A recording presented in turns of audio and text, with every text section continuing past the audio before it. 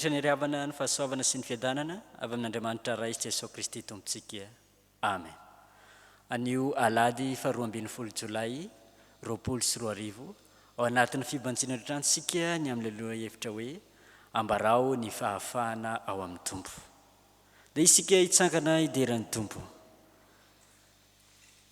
Ny salamo 220 ny andinin'ny voalohany hatramin'ny andinin'ny fahadimy no entintsika miteran'ny tompo. Aorian'ny fanaovantsika ny salamo 220 ny andinin'ny voalohany hatramin'ny fahadimy dia ataontsika ny hira 570 ao amin'ny firana fanampiny. Rehefa hitantsika ary ny salamo 220 dia andeha isika iredina ho fiterahantsika an'Andriamanitra. Tsara ny ideran'i Jehova sy ny ankalaza ny anaranao ry avy indrindra ao. Ary anambara ny famindramponao noho ny maraina sy ny fahamarinanao noho ny alina amin'ny vali torofolo sy amin'ny fiondokanga. Fa ampifalianao amin'ny nataonao ao Jehova ao, ny asan'ny tananao no iobieko. Jehova ao, akory ny alehibe ny asan'ny tananao, lalina indrindra ny fisainanao. Amen.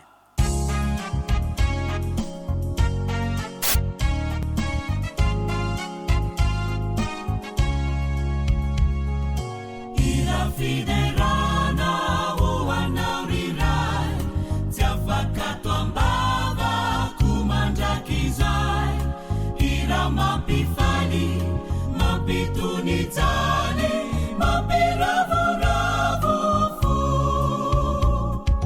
Ny talety zay efa nomena hoay, iderako anao naiza misy ay, mahamelonaina ampitony saina, ampirainy miaina. Hiratsotra ihany nefa nadezany, ho anao tokono ikaloko. Raisorery tompo, feonoporofo, pitiavako anao.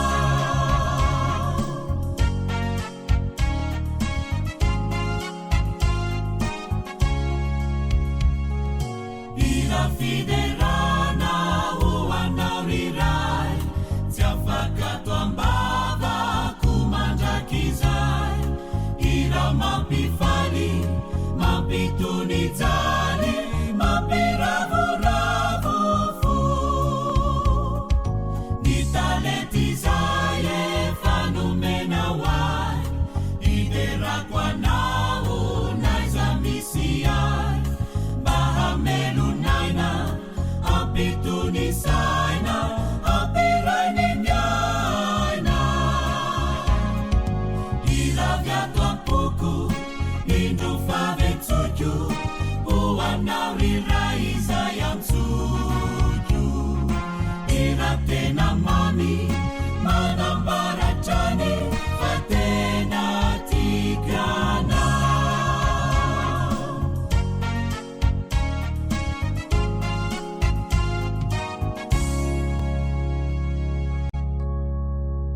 Dia iombona amin'ny vavaka isika. Ry Andriamanitra tomponay eo, misaotranao izay ny amin'ny fitiavanao anaika nanomezanao an Jesosy Kristy ho fahafahana anay.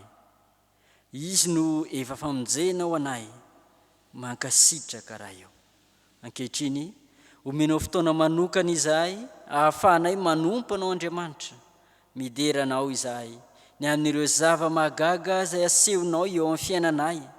Misaotra Tompo, manoloana ny fitiavanao anay, eny, manoloana ny fahamasinanao, mahatsiaro tsy mendrika izahay, keo manantona anao ao amin'ny fombebaka izahay ankehitriny, mamindrafo aminay Tompo, mamelany elokainy amin'ireo rehetra izay vitanay teo anatrehanao ka tsy mifanaraka amin'ny sitraponao. Diovy izahay ho afa-keloka, diovy izahay ho afa-pahotana. Ankehitriny, misaotranao izay fa raha miaiky ny fahotanay izay, dia mahatoky sy mariny anao ka mamela ny fahotanay, ary manadio anay ho afaka ny amin'ny tsy fahamarinanay rehetra.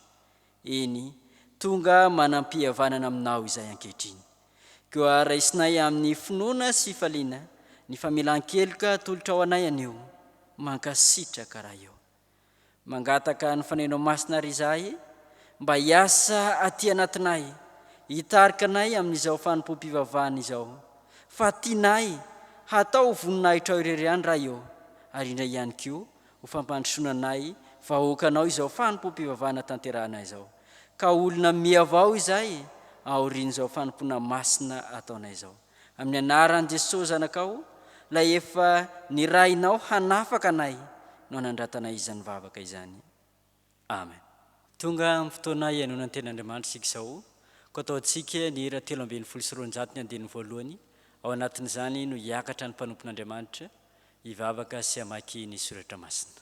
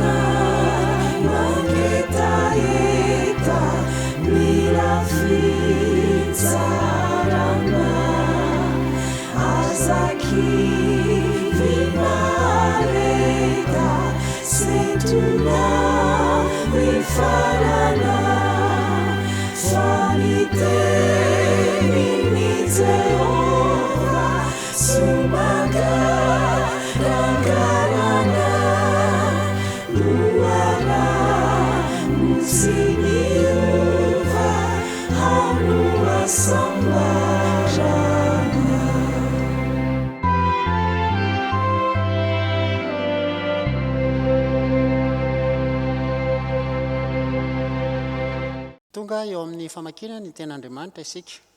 Mialohan'izany dia hiaraka hivavaka isika. Ry Tompo Andriamanitra ranay, mbola misaotranao indray izay raha mbola nitahinao ka menao izao maraim-baovao izao. Misaotra noho ny amin'ny fitahinao ka nahatongavanay teto amin'ity tempolinao masina ity. Raha mamaky sehan'ny tenao masina ry izahay, dia tendreo ny lelanay ahafahanay mamaky izany. Misaotra ray, amen. Sokafa ny baibolintsika ao amin'ny bokin'i Jeremia. Jeremia toko 1:30. Andininy 10 ka hatramin'ny 14. Jeremia toko 1:30, andininy 10 ka hatramin'ny 14. Dia toy izy antsika ao amin'ny Luka, filazantsarany Luka toko 7, andininy 12 ka hatramin'ny 17. Dia ho faranana ao amin'ny Galatiana toko 5, andininy 2 ka hatramin'ny 9. Rehefa hita dia rahantsika mamaky amin'ny anaran'ny Tompo.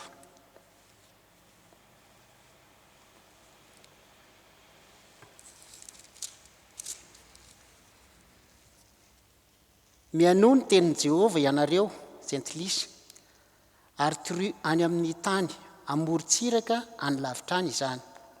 Ka ataovy hoe izay mampihely ny Israely no anangona azy indray, sady hitandrina azy toy ny fitandriny mpiandry ny ondriny. Fa Jehovah no efa nanavitra any Jakoba, fa efa nanafaka azy tamin'ny tanany mahery no izy, ka dia ho avy ireny ka hioby ao amin'ny avoanany Ziona. Dia nitandrozotra ho any amin'ny zava-tsoan'i Jehovah dia ny vary sy ny ramboaloboka sy ny diloilo sy ny zanak'ondry ary ny zanak'omby, ary ny fanainy ho toy ny tanimboly voton-drano, ka tsy halazo intsony. Ary amin'izany dia ho faly amin'ny fandihizana ny virjiny mba amin'ny zatovo sy ny antitra koa. Fampidiko fifaliana ny fotoamaniny, ka ampinoniko sy ampifaliako izy ho afaka amin'ny alahelo. Dia ho vokisako zava-matavy ny fanahin'ny mpisorona, ary ny oloko ho voky ny zava-tsoko ho Jehovah. Ary ny mpianatra Jaona nanambara izany rehetra izany taminy, ary Jaona ny antso ny mpianany ireo lahy akao aminy dia naniraka azy akany amin'ny Tompo hanao hoe, ianao va lay ho avy sa mbola hafa no andrasantsika? Ary noho ny tonga tany aminy ireo lehilahy ireo dia nanao hoe, Jaona mpanao batisa no naniraka anay akaty aminao, hanao hoe ianao va lay ho avy sa mbola hafa no andrasantsika. Ary tamin'izany oro izany Jesosy dia nahasitrana olona maro tamin'ny rofy sy ny aretina sy ny fanahy ratsy sady nampahiratra ny jamba maro. Dia namaly izy ka nanao taminy hoe mandehana anareo ambarao amin'ny Jaona izao hitanareo sy renareo izao. Mahiratra ny jamba, afaka ny mandringa, diovina ny boka, malady ny marenina, atsangana ny maty, ary ny malahelo dia hitoriana ny filazantsara, ary sambatra izay tsy ho tafitohina noho ny amiko.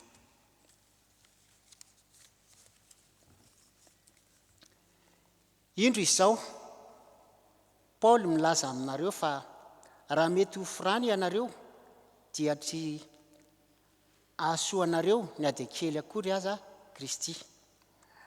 Ary lazaiko aminareo marina indray amin'ny olona manaiky ho firana rehetra, fampitrosa tsy maintsy akatony lalàna rehetra izy, dia tafasaraka amin'ny Kristy ianareo na iza izay mitady ho amarinina amin'ny lalàna.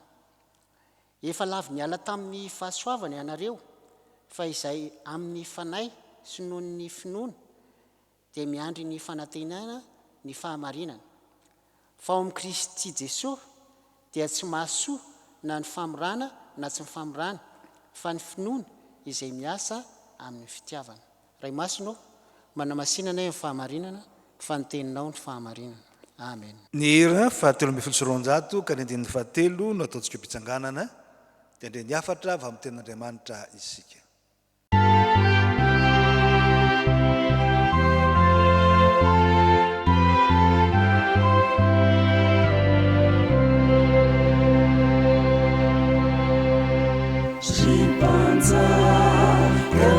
Panzaka ao tendre milelako maitu disisaka ampandre miavako tetae mitenireny tsy ove iasina kamu asatueni mi Baibuli masina.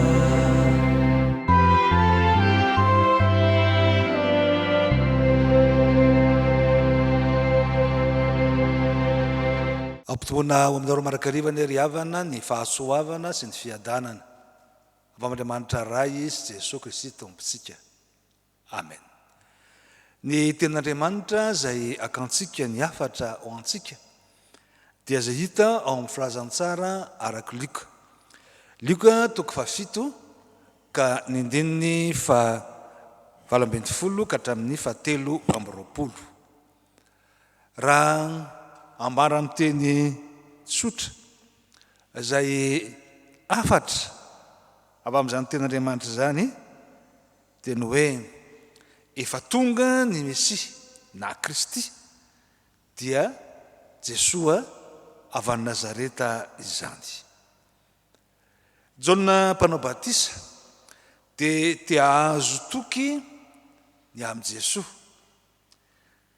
Izy tokoa ve no Mesia na Kristy sa tsia?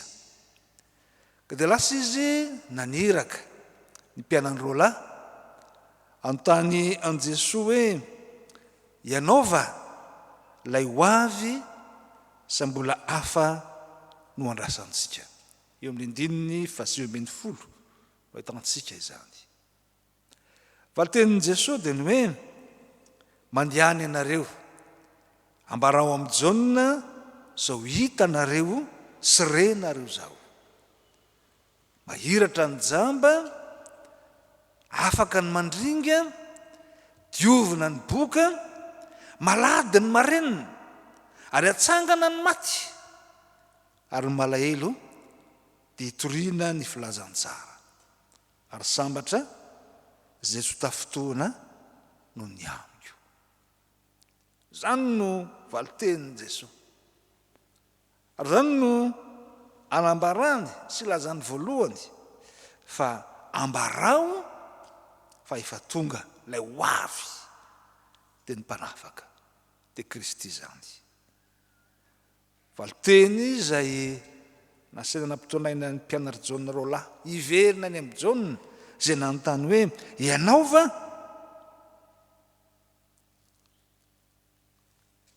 lay ho avy sa mbola hafa no andrasantsika. Finoana miteraka fanantenana teo amin'ny Jiosy ny hevinin'ny Mesia na ny Kristy lay anafaka sy amonjy azy ireo amin'ny fahavalony. Ary tamin'ny fotoan'andro dia ny fanagajany ny fanjakana Romanina izay nampitondra fahoriana azy ireo, izay firenena sy vahoaka nofidiny Jehova ho azy.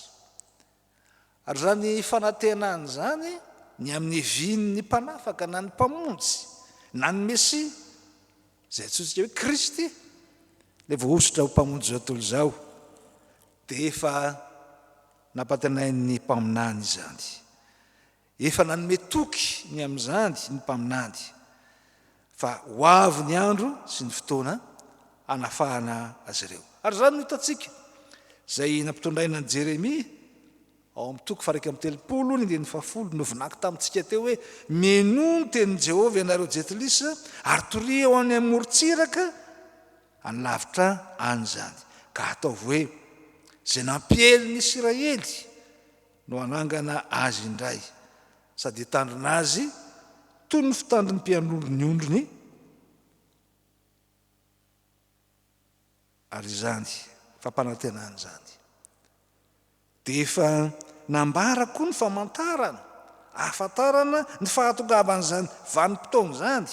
Ary Esaia mpaminany dia efa nampitondraina teny ka nampilazaina ny hoe amin'izany andro zany dia ho reniny marenina ny tenin'ny taratasy ary na dia amin'ny aizina sy ny aizipito azy dia ahita ihany ny mason'ny jamba, ny mpandefitra hitombo hafaliana amin'i Jehova ary malahelo amin'ny olona hifaly amin'ny ray masiny Israely.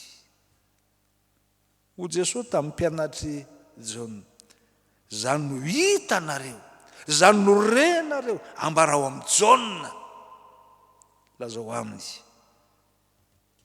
efa ny mpanafaka sy ny mpanafitra na Kristy no efa tonga fa tsy andrasana intsony. Rehefa malala indraindray tsika toy ny Jaona mpanao batisa izay raha nahita ny Jesosy nanatona azy dia nilaza sy nanondro ary nanambara mazava tsara ny aminy ka niteny hoe indro ny zanak'Andriamanitra izay manaisotra ny fahotana zao tontolo izao. Kanefa rehefa tojo zavatsarotra, rehefa tojo fitsapana satria migadra ao an-tranomaizina izy dia te ahazo toky ary toa feny fitsalatsalana. Fa Jesosy indray va ilay zanak'Andriamanitra izay manaisotra zao tontolo izao sa mbola hafa no andrasana. Ny andrasan'ny Jaona mantsy tahaka ny mpiray firenena tamin'ny fotoan'andro dia ny fitsarana, zany hoe ny herin'Andriamanitra izay hanorotoro sy hanafaka izay mampahoro ny vahoakany. Ary dia ao anatin'izany izy izay voafonja. Jesosy kosa nefa dia manambara fa efa tonga tokoa ny mpanafaka ary izy no mpanavotra ny Israely sy ny olona rehetra. Fa ny fanjaka'Andriamanitra izay toriny sy efa miatra amin'ny olona dia tanterahana amin'ny fitiavana fa tsy amin'ny hery. Dia ny fitiavana izay manana fonena, ny fitiavan'Andriamanitra izay honena izay azo pahoriana rehetra. Ary zany fitiavan'Andriamanitra izany izay asehony amin'ny asa mpanafahana ny olona amin'izay mampahory azy. Ka ny jamba ampahiratana, ny mandringa atanjahana, ny malahelo na ny manitra ampifaliana ary ny zay fatorany herin'ny demony afahana amin'izany. Zany hoe ny fahefan'Andriamanitra zay mampiatra saitazanana ny fanjakan'Andriamanitra eo amin'ny olona dia fitaomana ny olona indray ho afaka amin'izay mampahory azy ka mahita sy ahita ny fitiavan'Andriamanitra zay tsy iza fa Jesosy izany. Ary zany rahateo moa ny fanambarany Jaona ao amin'ny filazantsarany 7:1-20 hoe fa toy izao ny tiavan'Andriamanitra izao tontolo izao, nomeny ny zanany latokana mba tsy ho very zay rehetra mino azy fa anana fiainana mandrakizay. Ary zany fitiavan'Andriamanitra manafaka ny olona mipampahory azy amin'ny fanehoany fitiavana ka nalany azy amin'izay endriky ny fahafatesana rehetra no asan'ny Kristy na Mesia. Rehefa malala mandihy fotoan-tsarotra isika ankehitriny ary toan'ny Jaona ihany angamba manantena fahagagana sy herin'Andriamanitra mitalakotrokotroka ka ahitana ny fanameloana na ny fitsarana zay rehetra pampahory zay rehetra mitondra ny tsy fahitana ny an'Andriamanitra amin'ny fiainantsika. Kanefa aseho n'Andriamanitra amin'izao teniny izao fa matoky fa Andriamanitra zay efa naniraka ny zanany Jesosy Kristy teo amin'izao tontolo izao no toko ho antsika ary tsy mpaminany ny andro ankehitriny ihany izy ka ilaza zany fitiavan'Andriamanitra izany fa izy mihitsy no mpanafaka, izy mihitsy no mpanafitra ho antsika olombelona rehetra. Onena sy akaiky antsika zay azo pahorina izy. Ary zany toky izany no tian'Andriamanitra indrindra hitoetra ao am-pontsika. Ary zany no nanirahan'ny mpianatra Jaona mpanao batisy verina ny aminy kilaza hoe ambarao storio zany dia mbo antsika ankehitriny koa antsika kristianina dia sika fiangonana ambarao storio fa Andriamanitra dia akaiky sy mora azo indrindra amin'ny fahoriana ary afaka manafaka atsika sy mamerina amintsika ny fifaliana na dia ao anatin'ny tebiteby sy ny ay azy sika. Aza mitady fanavotana amin'ny hafa na ankafa fa ao amin'i Jesosy Kristy ihany lay zanak'Andriamanitra manaisotra ny fahotantsika ny mamerina ny fahafahana ho antsika ahita zany fitiavan'Andriamanitra izany na dia ao anatin'ny vanim-potoana sarotra sy mianjady fizaham-toetra maro isan-karazana izika. Zany no faharoa zay valitenin'i Jesosy naverina ampitondrain'ny mpianatra Jaona mpanao batisa ho any aminy indray koa dia ny hoe efa tonga ny Mesia fa sambatra zay mino izany, sambatra zay mino an Jesosy. Hoy izy amin'ny 19:20 sambatra zay tsy tafotoana no ny amiko, zany hoe zay mahatoky ka tonga amin'ny finoana an Jesosy mandray azy ho tombo sy mpamonjy dia hitombo amin'ny fanantenana rehefa tonga ny mpanavotra. Ary zany fanantenana zany dia tsy mba mahamenatra ho ny apôstôly Paoly satria mametraka mandrakariva ny olona ho mpandresy. Sambatra zay tsy tafotoana fa mahita ny masony ka mahita fa Jesosy Kristy tokoa no fitiavan'Andriamanitra izao tontolo izao ary afaka manafaka azy amin'ny eliny ka hanasitrana azy amin'ny aretiny ary ameriny indray ny fiainana ho aminy dia fifaliana ka zay tsy manao fotsiny hoe tompoko fa mankatoa ny teniny dia sambatra ahita fitahina. Sambatrisy satria raha mitomany izy dia mbola ime. Raha malahelo izy dia ho ampifaliana. Raha maty izy dia ho atsangana ary anana ny fiainana. Mandrakizay araka ny ambara ao Matio 5:5 ny voalohany ka hatramin'ny 9 dia ny fahasambaran'ny olona zay matoky sy mandray an' Jesosy tompo sy mpamonjy. Ka na dia mbola eo anivony zao tontolo zao aza dia fa manam-piadanana satria Jesosy Kristy ilay fitiavan'Andriamanitra manafaka azy amin'ny tahotra, amin'ny fahakiviana, amin'ny famosam-po. Riavana malala asan'ny fanahy masina zay mitarika ny olona ho amin'ny fibebahana tahaka an'izay nanantonany an' Jaona mpanao batisa ka naovan'i Jaona mpanao batisa azy batisa tamin'ny rano. Nafahan'ny olona mandray koa ny ahitana zany fitiavan'Andriamanitra, ny fananten'Andriamanitra ny fiainana zany.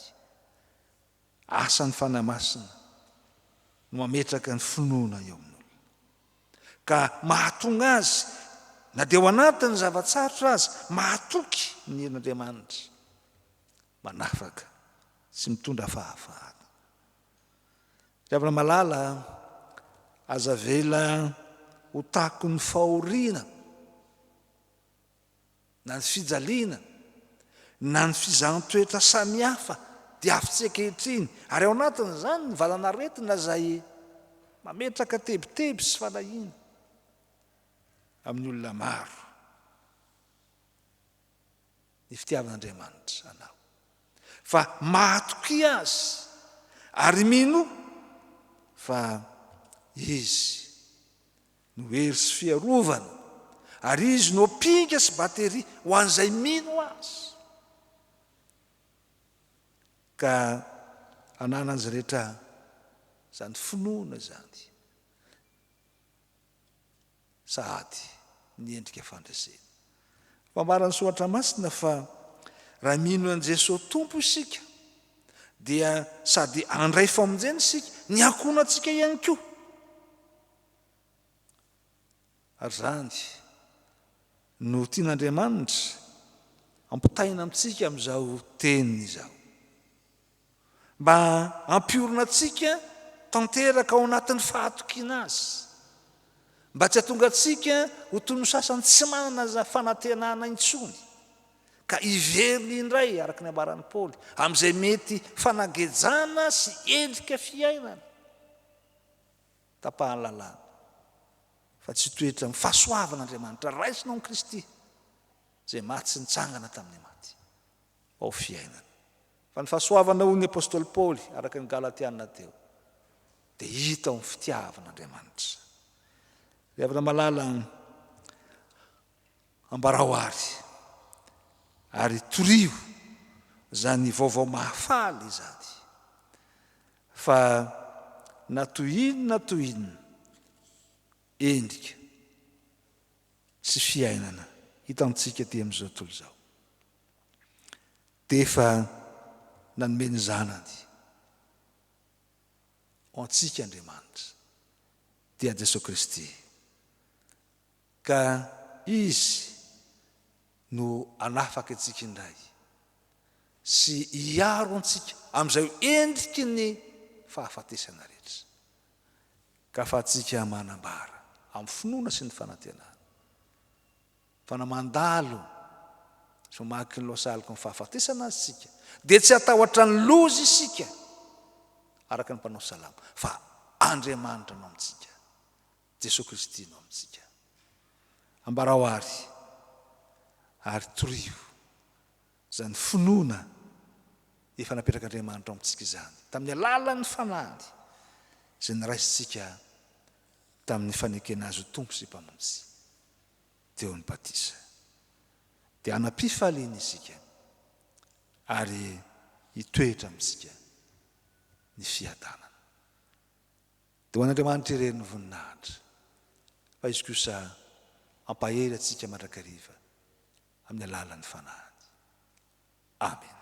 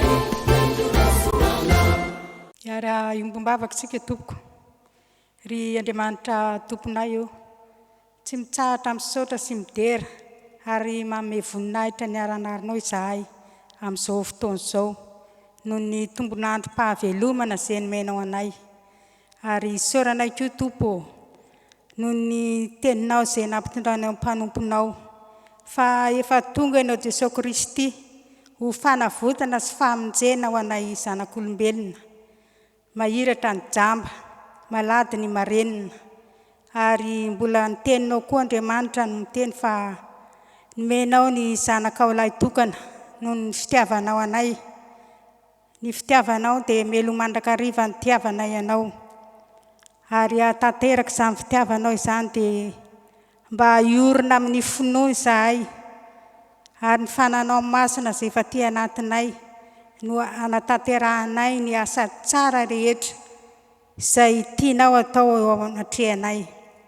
Ankehitriny Tompo dia mitondram-bavaka ho an'izao fiainan'ny olona tsirairay, ny isa-tokantrano, ny isam-batan'olona, indrindra Tompo amin'izao valana retina Covid-19 zao, akoa ny aretina maro samihafa. Ny tananao mahery, ny sandronao mitsotra Jesosy mba hiambina anay izay mbola tsy voan'ny aretina ankehitriny. Ankehitriny dia mitondram-bavaka ho an'ireo tsy salama, na aiza toerana misy azy ireny, dia vangio amin'ny indrafonao izy Jesosy, fa ianao ilay tompon'ny fanasitranana, ianao ilay tompon'ny hery rehetra, ka hanafaka ny aretina izay mangeja ny tsirairay. Mitondram-bavaka ihany koa Tompo ho an'ny fiangonana, indrindra amin'izao tsy fisokafan'ny fiangonana izao, dia aoka hatsiaro tena ny tsirairay fa manana anjara eo amin'ny fanomponanao, ka hivavaka mandrakariva, satria ny vavaka dia manova zavatra isan'andro eo amin'ny fiainany. Mitondram-bavaka ihany koa Tompo ho an'ny firaisany fiangonana eto Madagasikara, mitomboka any amin'ny filoha ary ny mpiandraikitra foibe, ny sinodam-paritany ary ny fiangonana isam-pitandremana. Mivavaka izahay Tompo ho an'ilay aman-dreny mpitandrina anay, na ny mpitandrina mpanampy, omeo hery, omeo tanjaka izy ireny Tompo, omeo fahasalamana, indrindra ny ankohonan'izy ireo, mba hiroso hatrany amin'ny fanomponanao, ka hitondra anay vahoaka, tsy salasala na emotra izahay, fa hiroso amin'ny fanomponanao. Mitondram-bavaka izahay Tompo ho an'ny firenenay, fantatrao ny toe-draharaha misy eto amin'ny firenenay, ka sy Tompo ny fon'ireo mpitondra anay mba handeha amin'ny fahamarinana sy ny fahamasinana, raha misy zavatra tokony ho zaraina ho an'ny tsirairay, dia aoko izy ireo mba hatsapa fa tena sahirana tokoa ny olona tsirairay, ny anona hoanina androany, tadiavina androany, ny fahasalamana Tompo atahorana noho ny valana retina, dia vangio izay Tompo mba hahery hatrany, ary izay rehetra tsy voatakay Tompo, dia ianao efa mahalala ny mihoatra betsaka izay tiana aingatahana nomenao anay, ary maminay ny ampiaraka ilay vavaka nampianarin'ny mpianatra ao fa izay manao hoe: Rainay eo izay ny an-danitra, ho masinina ny anaranao, ho tonga ny fanjakanao, atao anay ny sitraponao, ety an-tany tahaka ny any an-danitra. Omeo anay ny anona sahaza ho anay, ary mamelà ny elokay tahaka ny namelanao izay meloka taminay, ary aiza mitondra anay amin'ny fakapanahy, manafahanay amin'ny ratsy, anao ny fanjakana sy ny hery ary ny voninahitra mandrakizay. Amen. Dia isika ijoro vavolombelona eo anatrehan'ny Tompo, ny fanekem-pinoana apôstôlika na ny fanekem-pinoana laharana voalohany no ataontsika fijoroantsika vavolombelona eo anatrehan'ny Tompo. Mino an'Andriamanitra Raisy mpanao lanitra sy ny tany aho, ary mino an' Jesosy Kristy zanan'lahy tokana tompontsika, izay nitorotoronina tamin'ny fanahy masina, nateraka Maria Virjiny, nijaly raha nanapaka i Pôntio Pilato, nomboana tamin'ny hazo fijaliana, maty ka nalevina, nidina tany amin'ny fiainana tsy hita, nitsangana tamin'ny maty tamin'ny andro fahatelo, niakatra ho any an-danitra, nipetraka kavan'Andriamanitra Raisy, avy any hiaviany tsara ny velona sy ny maty, mino ny fanahy masinao, ny fiangonana masina manerana izao tontolo izao, ny fiombonan'ny olona masina, ny famelan-keloka, ny fitsanganany tena amin'ny maty, ary ny fiainana mandrakizay. Amen. Isaorantsika ny tompo-ravana ny amin'ny fahatanterahany ty fanompoam-pivavahana ity, amarana izao fotoana izao isika, andray ny afatra, andray ny tsodrano, aorian'ny fandraisantsika ny tsodrano, dia ho ataontsika ny raha faha-efatra amby roapolo ao amin'ny firana fanampiny. Raisoa amin'ny finoninary ny tsodrano, izay tononona amin'ny anaran'i Jesosy Kristy tompontsika, fa izy no hatanteraka izany ho antsika. Ary Andriamanitry ny fiadanana ne, hahamasina samy ho tanteraka, ka ho arovana avokoa ny fanahinareo, ny ainareo, ny tenanareo ho tanteraka ka tianantsiny amin'ny fiaviany Jesosy Kristy tompontsika. Amen.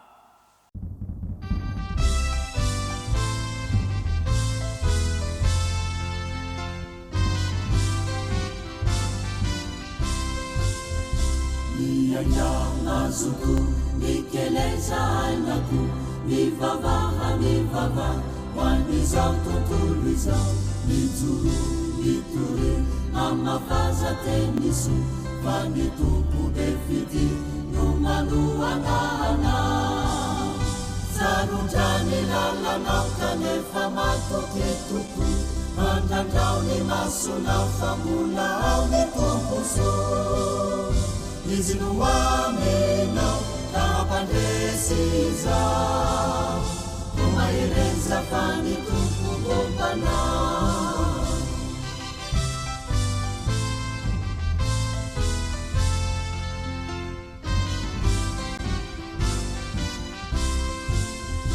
mandroso ny asa tano ny finoanao aza mamatahotra na manahina izao niady nitafi ny firaisan-tsaina so fa ny fahavalonao dia andositra tokoa aza-kevetrevy foana fa ny tomponao dia ao mampahery lalandava ary totsinao mandao izy no amenao ka hampandresy izao ho mahereza fa ny tompo mombanao izy no amenao ka hampandresy izao ho mahereza fa ny tompo mombanao